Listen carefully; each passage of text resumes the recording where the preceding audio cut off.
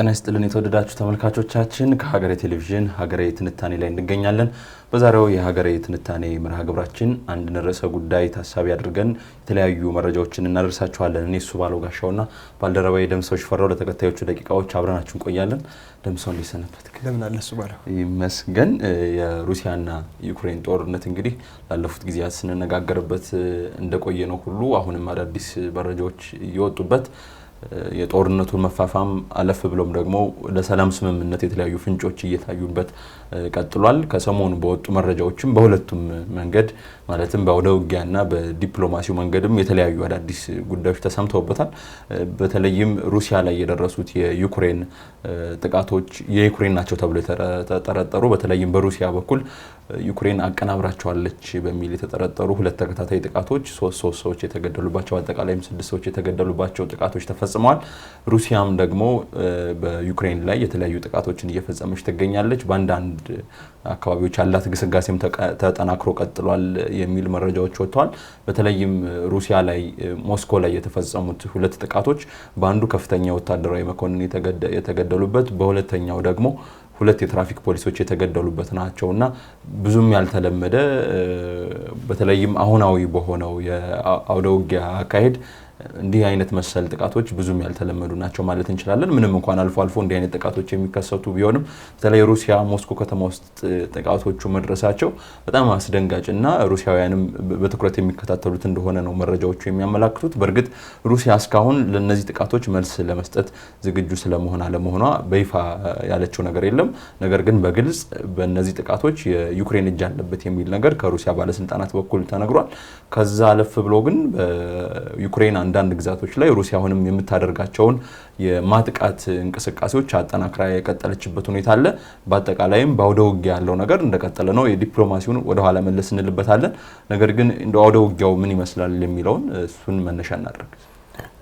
የሰሞናዊ በተለይ በዚህ ባሳለፍነው ሳምንት በዩክሬንና ሩሲያ ጦርነት መካከል በዲፕሎማሲውም እንዲሁም በጦር ሜዳው ላይም እንዲሁም የሰማናቸው ነገሮች እንዲሁ ስንሰማቸው ትናንሽ ነገሮች ይመስላሉ። አሁን ተሚያነሳው በዩክሬን እንደተፈጸመ የተነገረላቸው ጥቃቶች እንዲሁም ደግሞ ዩክሬን ራሷ በተለያየ መንገድ የገለጸቻቸው አዳዲስ መረጃዎች ነበሩና ሲታዩ በየብቻ ሲታዩ ትናንሽ ይመስላሉ። ግን እስከዛሬ በነበረው ወደ 4 ዓመት እየተጠጋ ባለው ጦርነት ላይ ወደ መጨረሻው አካባቢ እየደረሰ የሚመስሉ አይነት ፍንጭ የሚሰጡ ወይም ደግሞ ሌላ አዲስ ነገሮችንም ሊፈጠር ይችላሉ የሚሉ ነገሮችንም ማሳያ ተደርገው የሚቆጠሩ ናቸው። እነዚህ ነገሮች አንተ ካነሳ ውጪ ምናልባት በዩክሬን በኩል የሰማነው በሩሲያ በኃይል ተቆጣጣራቸው ከሚገኙት የተወሰኑ የዩክሬን ግዛቶች ውስጥ አሁንም የተወሰነው 30% የሚሆኑት ውስጥ የዩክሬን ወታደሮች እንዳሉ ይታወቃል። የተለያዩ ረዘም ላለ ጊዜም ከፍተኛ ውጊያ ሲካሄድባቸው ነበሩና እነሱ አካባቢዎች ላይ ሩሲያ ከዚህ በፊት የምታቀርባቸውን ቅድመ ሁኔታዎች የመቀበል አዝማሚያ የሚመስል ሀሳብ ያለው አስተያየት ከዘለንስኪ በኩል ተሰምቷል። እዛ አካባቢ ያሉ ወታደሮቻቸውን ለቆ እንዲወጡ የማድረግ ሀሳብ እንዳላቸው ምናልባትም የተረጋገጡ መረጃዎች ባይኖሩም ከተወሰኑት አካባቢዎችም ላይ እንዲህ ወታደሮች እየወጡ እንደመሆኑም ነው እየተነገረ ያለው። እንዲሁ ስናየው ነገሩ ምናልባት የተወሰኑ ቁጥር ያላቸው ወታደሮች ሊሆኑ ይችላሉ ከዛ አካባቢ የሚወጡት። በሩሲያም እንዲሁ ተፈጸመ የተባለው ጥቃት 2 ወይ 3 ሰዎች የተገደሉበት አይነት ጥቃት ሊመስል ይችላል። ግን በጦርነቱ አውድ ላይ እንዲሁም ደግሞ አጠቃላይ ሰሞናዊ እየተካሄዱ ያሉ ዲፕሎማሲያዊ ጉዳዮች ላይ ንግግሮች ላይ የሚፈጥሩት ተጽዕኖ ቀላል ነው ተብሎ አይታሰብም። በተለይም ደግሞ አሁን በዘለንስኪ በኩል ተነግሯል የተባለው ሀሳብ የዩክሬን ከተወሰኑት እነዚህ በተለይ ከዶኔስክ ግዛት አካባቢ ላይ እንዲለቀው እንዲወጡ የማድረግ እንቅስቃሴ በዩክሬን በኩል እየተባለ ያለው እዛ አካባቢ ያለው ወታደራዊ እንቅስቃሴ ጠንከር ያለም ከመሆኑ የተነሳ በተለይ በሩሲያ በኩል እየተወሰዱ ያሉ እርምጃዎች የወታደሮቻቸውን ደህንነት ከማስጠበቅ አኳያ እንዲሁም ደግሞ የበለጠ ተዘጋጅቶ ሌሎችን አካባቢዎች ፕሮቴክት ከማድረግ ያንን አቅም ከመፍጠር አኳያ ታሳቢ ያደረጉ እንቅስቃሴዎች እንደሆኑ እየተነገሩ ያሉት ግን ደግሞ እስካሁን ድርድሩም እንዳይሰምር እንቅፋት ሲሆኑ ከነበሩት ጉዳዮች አንዱ ይሄ በግዛቶቹ መካከል ያለው ሰጣ ገባዎች ነበሩና እዚህ ላይ አሁን በዩክሬን በኩል እንዲህ አይነት መለሳለስ መታየቱ እንዲሁም ደግሞ ሌሎች በድርድር ውስጥ የተካተቱ ነገሮች ላይም ዩክሬን እያሳየቻቸው ያሉ መለሳለሶች የጦርነቱ መጨረሻ ላይ መዳረስን የሚያሳይ አይነት እንቅስቃሴዎች እንዳሉ ያሳያል። በሌላ በኩል ደግሞ በአንጻራዊነት በሩሲያ ላይ ዩክሬን ፈጽመዋለች የተባሉ ጥቃቶች ደግሞ እንዲሁ ሌላ ዙር ወይም ደግሞ ሌላ የጦርነቱን አድማስ ሊያሰፋ የሚችል ወይም ደግሞ ቅርጹን ቀይሮ ከዚህ በፊት የምናያቸው ወይም የጅምላ ጦርነቶች ወይም ደግሞ የረጅም ርቀት ከባባድ መሳሪያዎችን ጥቅም ላይ በመዋል የሚፈጸሙ ጥቃቶች ነበሩ። በብዛት ሰፋ ያሉ አካባቢዎችን፣ የኃይል መሰረተ ልማቶችን፣ ወታደራዊ ተቋማት ወይም ካምፖች ላይ ትኩረት ያደረጉ ጥቃቶች ነበሩ እና ይህኛው ጥቃት ደግሞ በልዩነት የተወሰኑ ግለሰቦች ላይ ታርጌት አድርጎ ጥቃት የሚፈጽሙ አይነት ጥቃቶች መቀየሩ ደግሞ ምናልባት የጦርነቱን ቅርጽ ወደ ሌላ አይነት ቅርጽ ሊቀይረው ይችላል የሚሉ ስጋቶችንም የሚያጭር እንደሆነ ነው እያየን ያለ ነው። የወጡ ያሉት መረጃዎች እሱን ነው በስፋት እያሳዩን ያሉት። አዎ በተለይም ሩሲያ እንግዲህ በዚህ ጦርነት ላይ አዳዲስ መሳሪያዎችን የሞከረችበት ጊዜ እንዳለ እናስታውሳለን። በተለይ ይሄ ኦሬሽኒክ ሚሳኤል የሚባለው በ2024 አካባቢ ጀምሮ ጥቃቶች በኦሬሽኒክ ሚሳኤል ጥቃት ሲፈጸም እንደነበረ እናስታውሳለን። በተለይም ዩክሬንና የአውሮፓ ሀገራት የደነገጡበት ሁኔታ እንደነበረም የምናስተውለው ነው። በዚህ ሳምንትም በኦሬሽኒክ ሚሳኤል ሩሲያ ጥቃት ፈጽማለች ዩክሬን ላይ። እነዚህ ጉዳዮች በተለይም ሩሲያ አሁንም ቢሆን ወታደራዊ ግቧን ወታደራዊ ዓላማዋን ከማሳካት አንጻር ወደ ኋላ እንደማትል የሚያሳዩ ናቸው የሚል ነገር ነው የሚነሳው። ምንም እንኳን ይሄ ፈጣን የሚባልና ልክ 2022 ጦርነቱ እንደተጀመረ አካባቢ እንደነበረው ቶሎ ግዛቶችን ተጨማሪ ግዛቶችን የመያዝ የተለያዩ አካባቢዎችን የመያዝ አይነት እንቅስቃሴ ባይሆንም ሩሲያ አሁንም አጥቂ ሆና ነው የቀጠለችው። የተለያዩ አዲስ መንደሮችን በተለይም በእነዚህ አራቱ ምስራቅና ደቡብ ምስራቅ የዩክሬን ግዛቶች ላይ የምታደርጋቸው የማጥቃት ሂደቶች ተጨማሪ መንደሮችን ተጨማሪ ሰፈሮችን በቁጥጥር ስር እንድታውል ያደረጋት ጉዳይ ነው። ዩክሬንም የተለያዩ ጥቃቶችን ትሰነዝራለች። በድሮን ትላንት ረቡዕም የተሰነዘረ ጥቃት ነበር ወደ ሩሲያ ሞስኮ አቅራቢያ፣ እንዲሁም በተለያዩ የሩሲያ አካባቢዎች ከ100 በላይ ድሮኖችን ተጠቅማ የፈጸመቻቸው ጥቃቶች አሉና እነዚህ ጥቃቶች አሁንም ጦርነቱ ተፋፍሞ የቀጠለ ስለመሆኑ የሚያመላክቱ ናቸው።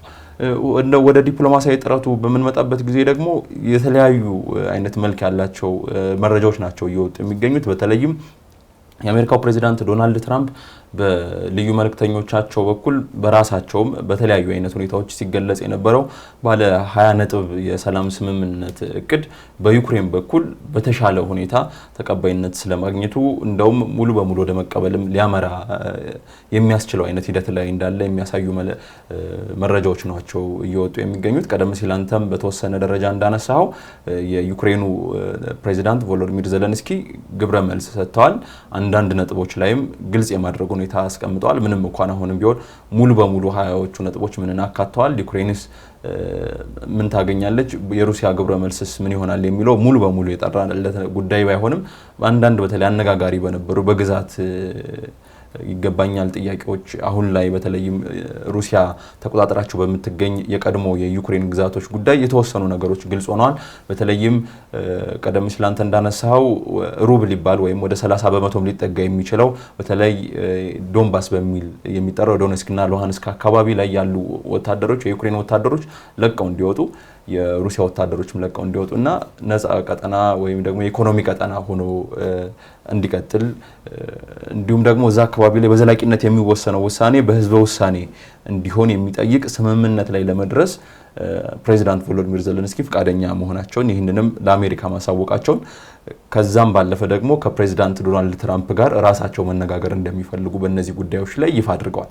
ስለዚህ ይህ 20 ነጥብ ያለው የሰላም ስምምነት በዩክሬን በኩል የተሻለ ተቀባይነት ካገኘ ተስፋ ሰጪ ነገር አለ ብሎ ለመናገር ያስችላል ማለት ነው። ነገር ግን በሩሲያ በኩል ይህ ጉዳይ ግብረ መልስ ሊሰጥበት ይገባል። የሩሲያው መልእክተኛ እንግዲህ ወደ አሜሪካ ፍሎሪዳ አቅንተው በዚህ ጉዳይ ላይ ውይይት አድርገው ነበር። ከዛም ወደ ሩሲያ ተመልሰው ከፕሬዚዳንት ቭላዲሚር ፑቲን ጋር የተወሰኑ ውይይቶችን ማድረጋቸውን የተነገረው በነዛ ውይይቶች ላይ ነው የሚመሰረተው የሩሲያ ቀጣይ ምላሽ የሚል ነገር ተነስቷል።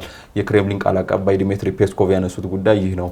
በተለይም እኚህ መልእክተኛ ከአሜሪካ ይዘው የመጡትን መልእክት ከአሜሪካ ይዘው የመጡትን ፕሮፖዛል በደንብ ካየንና ካጠናን በኋላ ነው የኛን ውሳኔ የኛን አቋም የምናሳውቀው የሚል ነገር አንስተዋል።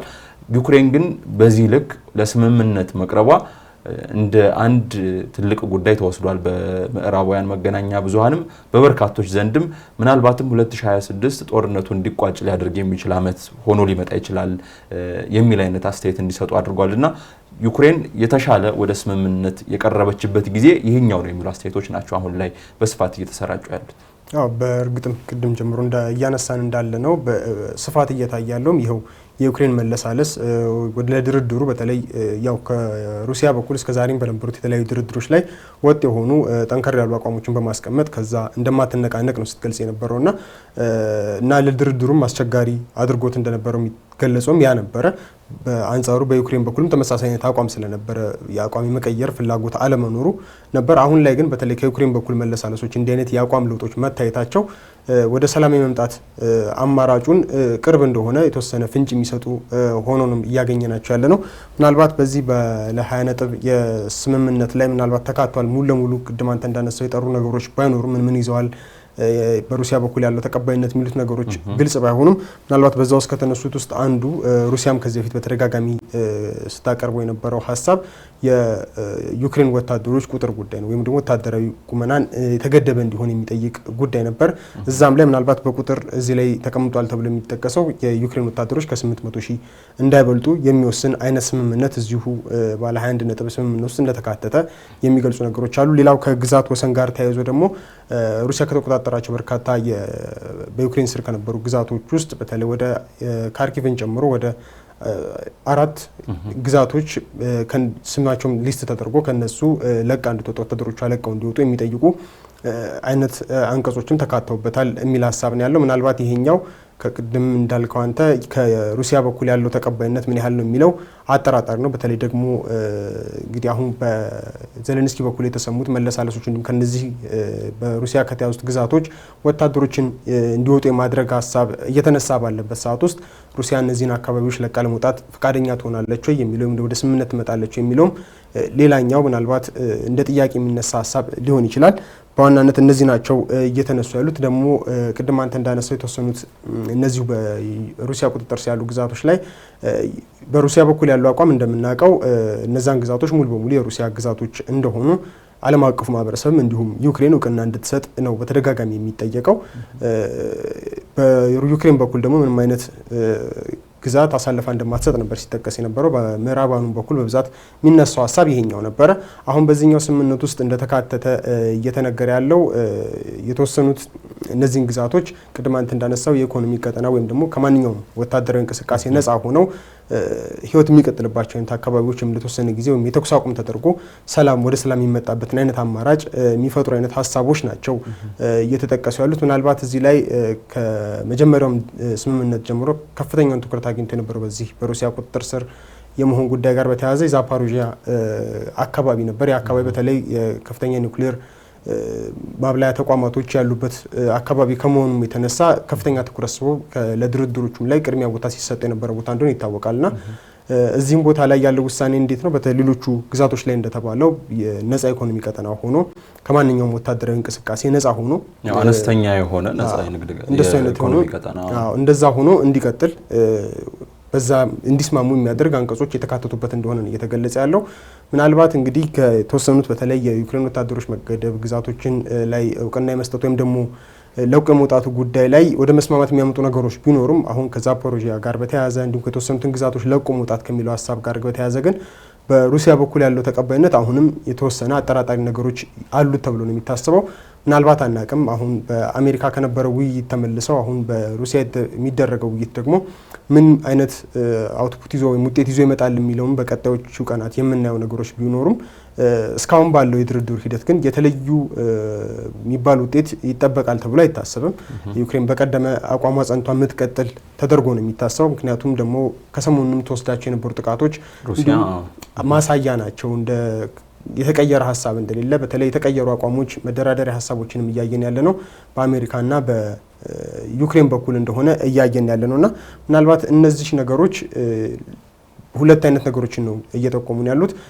ለሰላሙ በጣም የቀረበ ወደ ሙሉ ሰላም የመምጣት ነገሮች እንኳን ባይኖሩ የተኩስ አቁም ዘላቂም ወይም ደግሞ ጊዜያዊ የተኩስ አቁም ተደርጎ አካባቢው የሰላም ቀጠና ወይም ሰላማዊ ቀጠና የሚሆንበት አይነት አማራጮች ቅርብ የሆኑ ይመስላል። ምናልባት ዘላቂ የሚባለው ሰላም ዘላቂ የሚባለው ስምምነት ያው እንዲህ በቀላሉ ይሆናል ተብሎ ባይታሰብ፣ ምክንያቱም ብዙ ቀሪ መደራደሪያ አሁንም የምናነሳቸው እያነሳናቸው ያሉ ጉዳዮችም ስላሉ በቀላሉ ይሆናል ተብሎ አይታሰብም። ወታደራዊ ስጋቱም ውጥረቶቹም አሁንም በተለያየ አቅጣጫ የሚቀጥሉ ናቸው። ከዩክሬን ጋር ብቻ አይደለም።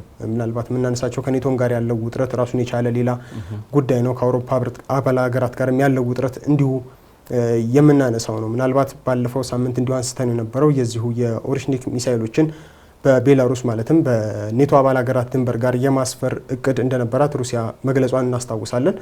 ዛሬ ላይ ቤላሩሱ ፕሬዚዳንት እንደገለጹት ከሆነ እነዚህ ወደ 10 የሚጠጉ የኦሬሽኒክ ሚሳይሎች ቤላሩስ ግዛት ውስጥ እንደሰፈሩ እንዲሁም ለማንኛውም ወታደራዊ ግዳጅ ሙሉ ዝግጁ መሆናቸውን የሚገልጽ መረጃ ሰጥተዋልና እነዚህ በራሱ ደግሞ ሌላ አይነት ተጨማሪ ውጥረት፣ ሌላ ተጨማሪ ስጋቶችን የሚፈጥሩ ናቸው ነው ተብሎ የሚታሰበው። ምክንያቱም ወደ ቤላሩስ ግዛት ውስጥ መግባታቸው በተለይ እንደ ፖላንድ እና ቤልጅየም ላሉ ሀገራት ላይ ሩሲያ በቀላሉ ጥቃት መሰንዘር እንድትችል እድሉን የሚሰጣት ነው።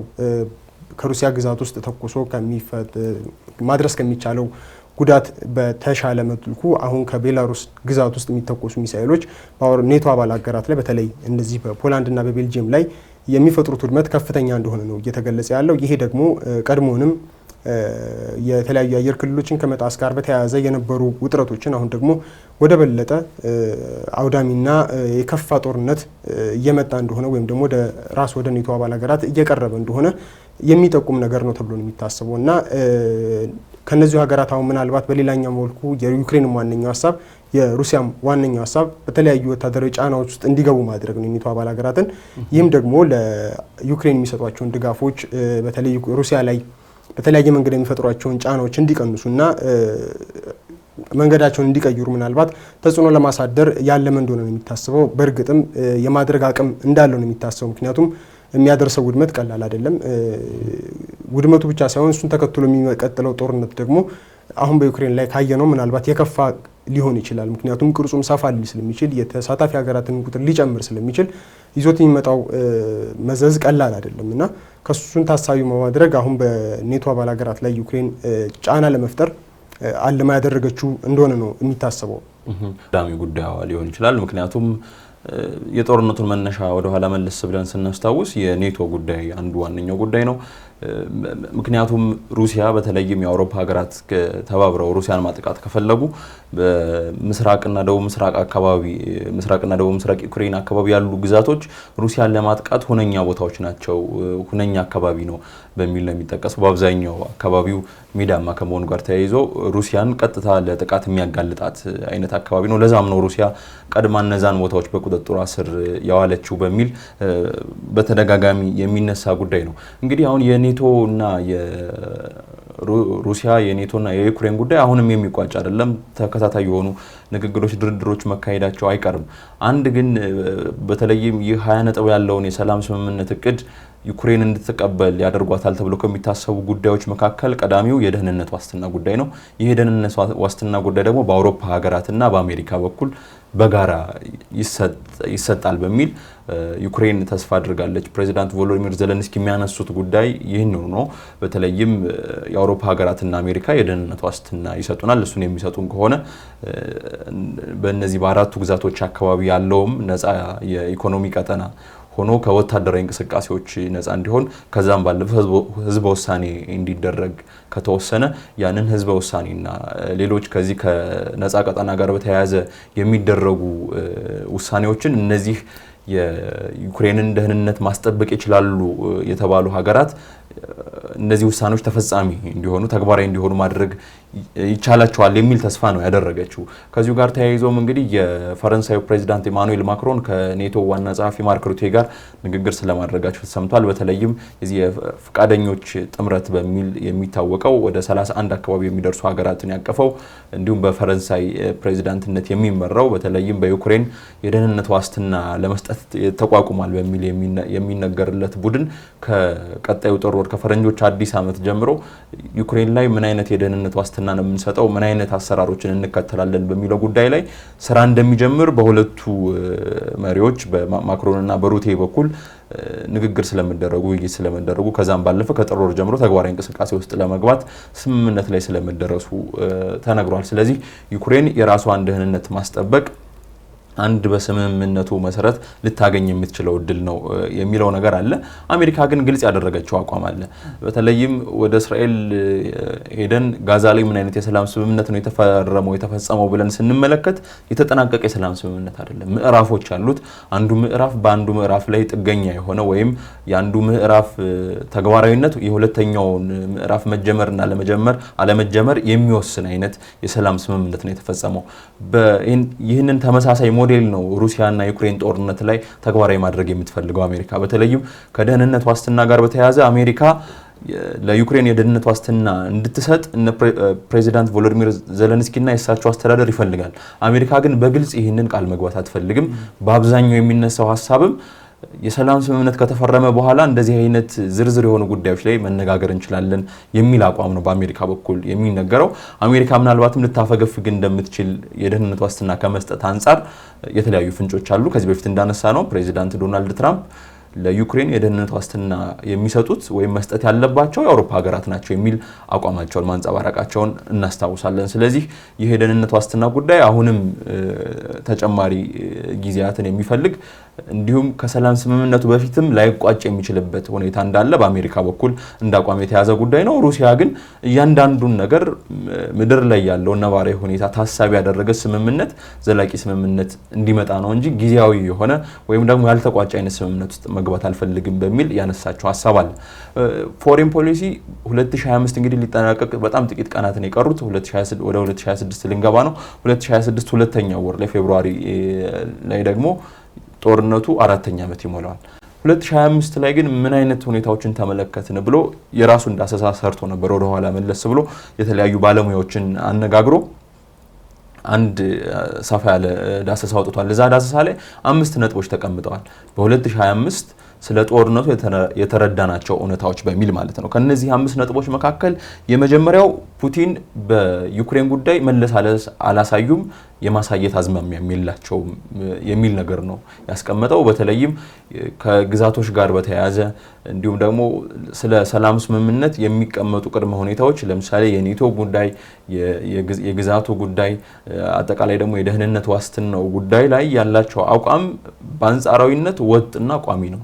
ስለዚህ ምንም አይነት መለሳለስ አላሳዩም፣ ወደፊትም መለሳለስ የሚያሳዩ አይመስልም የሚል የመጀመሪያውን ነጥብ አድርጎታል። ሁለተኛው ነጥብ ደግሞ በቀጥታም ሆነ በተዘዋዋሪ አውሮፓ ጦርነት ላይ መሆኗ ተረጋግጧል። በዚህ ዓመት እንደው እናስታውስ እንደሆነ ቀደም ባሉ ወራት በተለያዩ የአውሮፓ ሀገራት በተለይ እንደ ዴንማርክ ባሉ ሀገራት የአየር ክልላችን ተጥሷል፣ ምንነታቸውና ማንነታቸው ባልታወቁ ሰው አልባ በራሪዎች የአየር ክልላችን ከእይታ ውጭ በሆነ ሁኔታ ተጥሷል የሚሉ የተለያዩ አይነት አስተያየቶች ሲሰነዘሩ ነበር። ቀደም ሲል እንዳነሳው ደግሞ ቤላሩስ አካባቢ ያለው እንቅስቃሴም እነ ፖላንድን እንዲሁም ሌሎች ሀገራትን ያሰጋ መሆኑ ይታወቃል። ጀርመንም ተጠባባቂ ወይም የትኛውም ዜጋ ለዘመቻ እንዲገባ ሁሉ እስከ መጥራት የደረሰ ውሳኔ እንደምታስተላልፍ ነው እየተነገረ ያለውና በቀጥታም ይሁን በተዘዋዋሪ አውሮፓ ጦርነት ላይ መሆኗን ያሳየ ዓመት ነው 2025 የሚል ነገር ተካቷል። በሶስተኝነት ደግሞ የፕሬዚዳንት ዶናልድ ትራምፕና የልዩ መልእክተኛቸው ስቲቭ ዊትኮቭን ጉዳይ የሚያነሳ ነው። በተለይ ስቲቭ ዊትኮቭ የመካከለኛው ምስራቅና የሩሲያ ልዩ መልእክተኛ ሆነው ነው እያገለገሉ ያሉት ለፕሬዚዳንት ዶናልድ ትራምፕ። ነገር ግን በተለይም ከሩሲያ ጋር ባላቸው ግንኙነት የልምድ ማነስ እንዳለባቸው እንዳጋጠማቸው በግልጽ የታየበት ዓመት ነው የሚል ነገር አንስተዋል። ፕሬዚዳንት ዶናልድ ትራምፕ እንግዲህ ወደ ስልጣን ሲመጡ በአጭር ጊዜ ውስጥ እንደውም በ24 ሰዓታት ውስጥ ጦርነቱን ማስቆም እችላለሁ የሚል አቋማቸውን ሲያንጸባርቁ እንደነበረ እናስታውሳለን። ለምርጫ ሲያደርጉ በነበረው የክርክር ሂደትም ይህንን ጉዳይ እንደ ትልቅ ነገር አንስተው ሲከራከሩበት ወይም እኔ ማድረግ እችላለሁ የፕሬዚዳንት ጆ ባይደን አስተዳደር በዚህ ዙሪያ ጦርነቱን ሲያባብስ ሲያጋግል ሊኖረው የሚል አይነት አስተያየት ሲሰጡ እንደነበር እናስታውሳለን።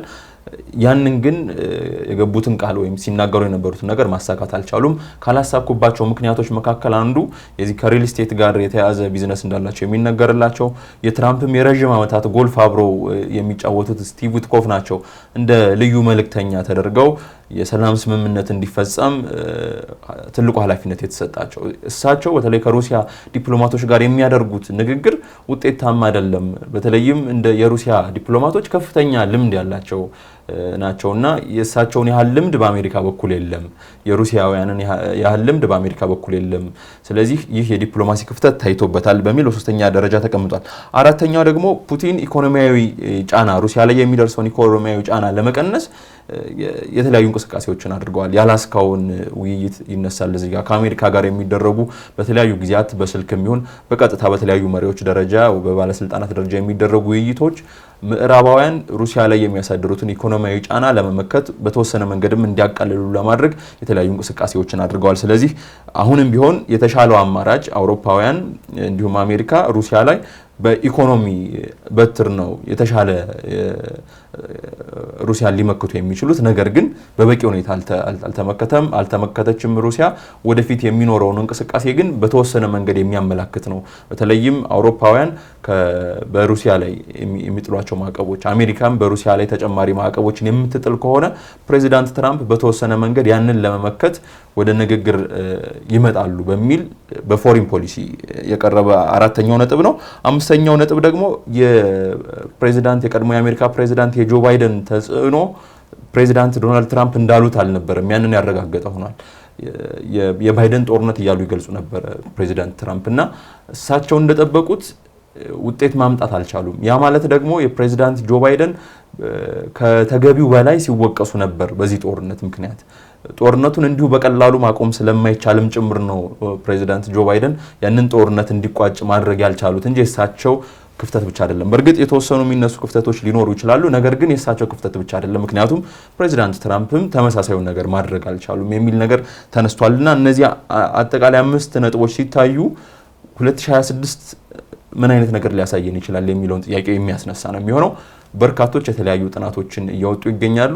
አንድ የወጣ ጥናት እንደሚያመለክተው በተለይም ሩሲያ ላይ ያሉ አብዛኛው ወይም ከግማሽ በላይ የሚባሉ አስተያየት ሰጪዎች በአንድ ጥናት ላይ አስተያየታቸውን ከሰጡት ሰዎች መካከል ማለት ነው በ2026 ጦርነቱ ሊቋጭ ይችላል የሚል አስተያየታቸውን ሰጥተዋል። በእርግጥ ዘመቻ ብላን የጀመረችው ሩሲያ ይህንን ጦርነት ከዘመቻ አልፎ ግን እንግዲህ ላለፉት ለ4 ዓመታት ለተጠጋ ያህል ጊዜ በርካታ አይነት ጉዳቶች ሲደርሱበት በርካታ አካላትንም ሲያሳትፍ የነበረ ጦርነት ነበር።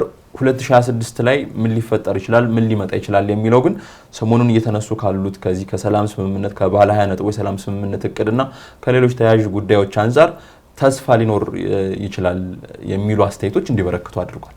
አዎ በግልጽም እንደሚታየው ምናልባት ወደ ሰላም የሚያመጡ አይነት ነገሮች ይኖራሉ ተብሎ ይታሰባል። በተለይም ግን ደግሞ እነዚህ ሰላሞች ይሄ የሚፈለገው ሰላም እንዴት ይመጣል የሚለው ነገር ሲታሰብ በሩሲያ ፈቃደኝነት ወይም ደግሞ በሩሲያ ፍላጎት ላይ የተመሰረተ እንደሆነ የሚያሳዩ ናቸው አብዛኞቹ። በተለይ ሰሞናዊ ጉዳዮች የሚያሳዩት ከጦርነቱ ጅማሮ እስካሁን ድረስ ያሉትም ነገሮች በብዛት በሩሲያ ፍላጎት ላይ የተመሰረቱ እንደሆኑ የትኛዎቹም ድርድሮች፣ የትኛዎቹም የመደራደሪያ ሀሳቦች፣ ሌሎቹም ሀሳቦች በሩሲያ ተጽዕኖ ስር እየወደቁ ናቸው። በአጠቃላይም ምናልባት ያሉት የተለያዩ መረጃዎችን ሰብሰብ አድርጎ ወደ አንድ ቦታም ለማምጣት ሲሞከር የሚያሳየው በዚህ በጦርነት የሩሲያን የበላይነት ጎልቶ እንዲታይ ያደረገ ነው ተብሎ ይታሰባል። ምክንያቱም ቅድም እስካሁን ስናነሳቸው ከነበሩት ነገሮች ውስጥ በተለይ በስምምነት በተለይ ከስምምነት ጋር በተያያዘ የሚነሱ ሀሳቦች በአሜሪካ ወይም ደግሞ በዩክሬን እንዲሁም በአውሮፓ ህብረት አባል ሀገራት በኩል ቀርበው ወደ ስምምነት ከመጡ ወይም ተግባራዊ ከሆኑ ሀሳቦች ይልቅ በሩሲያ ይዛቸው ከነበሩ አቋሞች ላይ ተንተርሰው ተግባራዊ የተደረጉት ስምምነቶች ወይም ደግሞ ተግባራዊ የተደረጉት የሰላም አማራጮች የተሻለ ፕራክቲስ ተደርገዋል ተብሎ ነው የሚታሰበው። አሁንም እያየን ያለ ነው እነዛ ነው። አብዛኞቹም ጉዳዮች ወደዛ እየሄዱ እንደሆነ ነው የምናየው። በተለይ አሁን ላይ ከስምምነቱ ጋር ተያይዞ በአሜሪካ በኩል ያሉት አቋሞች እንዲሁም በምዕራባውያን በኩልም የተወሰነ መልኩ የመቀዛቀዝ የሚመስሉ አይነት ስሜቶችን እያየንባቸው ያሉ መንገዶችም ይህንን ጠቋሚ ናቸው ተብሎ ነው የሚታሰበው።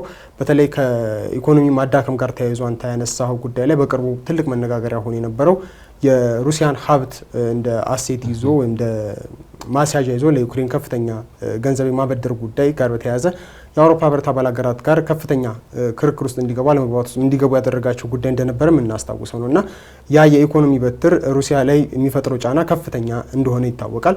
ይህንን ደግሞ በተለይ ዶናልድ ትራምፕ አሜሪካ እንደ ትልቅ መደራደሪያ ልትጠቀምበት ትፈልጋለች። ከወታደራዊ ጫናዎች በላይ ሌሎች ዲፕሎማሲያዊ ጫናዎች በላይ ይህን ኢኮኖሚያዊ ጫና እንደ መደራደሪያ መጠቀም ትፈልጋለች እና ባለፈውም በተለይ አውሮፓ ህብረት አባል ሀገራት ይህንን ለመጠቀም ሲሞክሩ ምናልባት ስትከላከል እንደነበረም እናስታውሳለን አሜሪካ። ምክንያቱም በዋናው ከሩሲያ ጋር የሚደረጉ ድርድሮች ይሄኛው ብቻ አይደለም። ከዩክሬን ጦርነት ውጪ የአውሮፓን ደህንነት ማስጠበቅ እንዲሁም በቀጠና ያሉ የበላይነቶችን ከማስጠበቅ ጋር በተያያዘም ከሩሲያ ጋር በቀጣይነት የሚደረጉ ብዙ ድርድሮች ይኖራሉ ተብሎ ይታሰባል እና በዛ ላይ የበላይነታቸውን ወይም ደግሞ እንደ መደራደሪያ ካርድ ይዘው መጠቀም ይፈልጋሉ ዶናልድ ትራምፕ የሚሉ ሀሳቦችን በስፋት ሲነሱ ነበረ። ምክንያቱም ከሩሲያና በአሜሪካ በኩል የሚደረጉ ውይይቶችም ቅድም አንተ እንዳነሳው የኢኮኖሚ ጉዳዮች ላይ ትኩረት ያደረጉ መሆናቸውን ያንን የተረዱ ከመሆኑ ጋር በተያያዘ የመጣ ነገር ይመስላል። በቀጣይነት በተለይ አሁን ጦርነት ላይ እንዳለች አውሮፓ ማሳያ የሆኑ ወይም ደግሞ በቀጣይነቶችም ይሄ ጦርነት ምን አይነት ቅርጽ ይዞ ሊቀጥል ይችላል ወይም ከፍተኛ የስጋት አውዱ ምን ይመስላል የሚለው ለማሳየት በነ ጀርመን በነ ፈረንሳይ ባሉ ሀገራት በኩል ከወታደራዊ ጉዳዮች ጋር በተያያዘ እየወጡ ያሉ ህጎች ወይም ደግሞ አዳዲስ አሰራሮችን ወታደሮች የግዳጅ ወይም ደግሞ የብሔራዊ አገልግሎት በሚል ወደ ተግባር እንዲገቡ እየታሰቡ ያሉ ጉዳዮች እንዳሉ ሆነው በሩሲያም በኩል በተመሳሳይ መልኩ ከፍተኛ ቁጥር ያላቸው ወታደሮችን ወደ ዜጎችን ወደ ውትድርናው ዓለም እንዲገቡ የማድረግ ስራዎችም እየተሰሩ እንደሆነ ነው እየሰማን ያለ ነው። በዛሬው ዕለት እንዲሁም ከኔቶ በኩል የወጡ መረጃዎች እንደሚያሳዩት በዚህ በያዝነው ዓመት የመጨረሻዎቹ አጋማሽ ላይ እንኳን ከ400 ሺህ በላይ የሚሆኑ ሩሲያውያን ወደ ወታደር ወደ ሩሲያ ጦር መቀላቀላቸው ነው እየተነገረ ያለው። ከነዚህ ውስጥ ደግሞ ወደ 36 ሺህ የሚሆኑት በበጎ ፈቃድ ወይም በጎ ፈቃደኛ ተዋጊዎች ናቸው ወይም ደግሞ በጎ ፈቃደኞች ናቸው ወደ ጦሩ ተቀላቅለው ለመዋጋት ዝግጁ እየሆኑ ያሉት እና ይሄ በራሱ በቀጣይነት ጦርነቱ ምናልባት የሰላም ነገሮች እንደሚታዩበት ሁሉ ሩሲያ እስካሁን በያዘችው ምክንያቱም በጦርነቱ ጠንከር ያሉ እርምጃዎችን በመውሰድ ልትቀጥል እንደምትችል ማሳያም ናቸው ተብሎ ይታሰባል። ምክንያቱም ያው ወደዛ እንዲገፏት ያደርጋሉ ተብሎ የሚታሰቡትም እስካሁን ያሉት ውጤቶችም ሩሲያ አግኝታቸዋለች ተብሎ የሚታሰቡት ውጤቶችም በድርድር ካመጣቻቸው ይልቅ በወታደራዊ ተጽዕኖ ያመጣቻቸው ጎላ ያሉ ስለሆኑ ምናልባት በቀጣዮቹ ለምትፈልጋቸውን ነገሮችንም ለማስፈጸም ይህንኑ ተግባር አጠናክራ ትቀጥላለች ተብሎ ነው የሚታሰበው። አዎ በትክክል እንግዲህ የዩክሬንና ሩሲያ ጦርነት እንዲሁ በቀላሉ ሊቋጭ የማይችል ስለመሆኑ እስካሁን ድረስ የመጣበት ወደ 4 ዓመት የተጠቃው ጊዜ የሚያመላክት ነው። እንግዲህ 2025 እየተጠናቀቀ ነው። እንደተጠበቀው 2025 የጦርነቱ መቋጫ ዓመት መሆን አልቻለም። 2026 ነው እንግዲህ ተስፋ የተጣለበት በበርካቶች ዘንድ። ምን ሊከሰት ይችላል፣ ምን ሊፈጠር ይችላል የሚለውን ወደፊት የምናየው ነው። የተለያዩ አዳዲስ መረጃዎችን ይዘን ደግሞ በቀጣይ የሀገሬ ትንታኔ መሰናዷችን የምንመለስበት ይሆናል። የተወደዳችሁ ተመልካቾቻችን እኔ ሱባለው ጋሻውና ባልደረባዬ ደምሰው ሽፈራው ላለፉት ደቂቃዎች አብረናችሁ ቆይታ አድርገናል። የሀገሬ ቴሌቪዥን ሌሎች መሰናዶዎች ይቀጥላሉ። እኛ ግን እዚሁ ጋር እንቋጫለን። ጤና ይስጥልን።